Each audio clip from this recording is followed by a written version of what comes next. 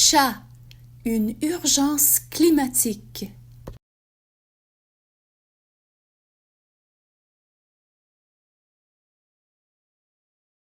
Chapitre 9 de 39. Le plan. Snow White laissa échapper un long soupir. Orange Crush me manque. Elle avait l'habitude de toucher ma patte avec la sienne à l'extérieur de la cage. Je me demande à quoi ressemble sa nouvelle maison. Je parie que cette jolie fille aux cheveux orange lui donne beaucoup de caresses. Il semblait être une si belle famille, dit Angel. La journée a semblé longue après le départ d'Orange Crush. Puis l'abri a fermé et Henry et Tova ont dit que les chats pourraient avoir plus de temps sur les structures. Ils ont donné un médicament contre la douleur au petit gris-gris sauvé et il s'est endormi dans son nouvel espace.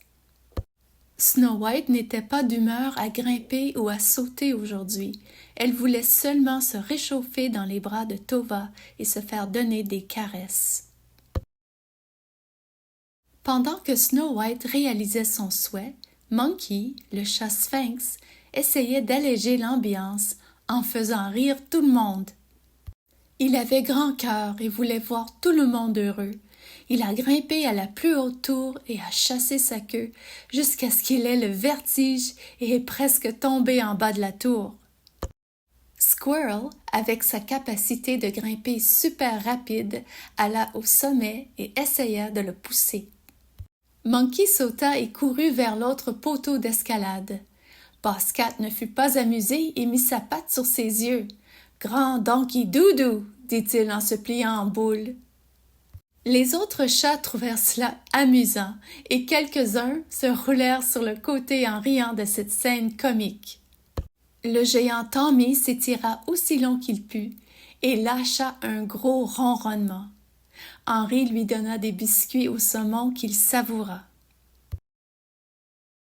Lorsque Tova et Henry étaient occupés à remplir les bols d'eau dans les cages, les chats se sont rassemblés sur le tapis et Boss Cat a dit à tout le monde de ne pas s'inquiéter, car il reverrait bientôt Orange Crush. Tova donnait toujours des bons de toilettage pour les chats aux familles et ils auraient également besoin de plus de nourriture. Il remarqua qu'il n'avait acheté qu'une petite caisse de nourriture et que cela ne durerait pas très longtemps. Boss Cat dit que maintenant ils avaient la mission de lutter contre la pollution du plastique. Il a demandé à tous les chats d'agir comme des espions et d'essayer d'écouter les conversations qui se déroulaient autour d'eux, que ce soit ici ou dans leur nouvelle maison. Ils devaient rapporter des informations sur l'état de la Terre aux sages lors du mythe des chats à la prochaine pleine lune. Les chats ont accepté, se sont frottés les moustaches et se sont dit « bonne nuit ».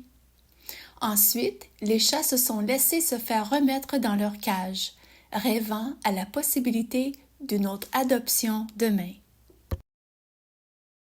À suivre!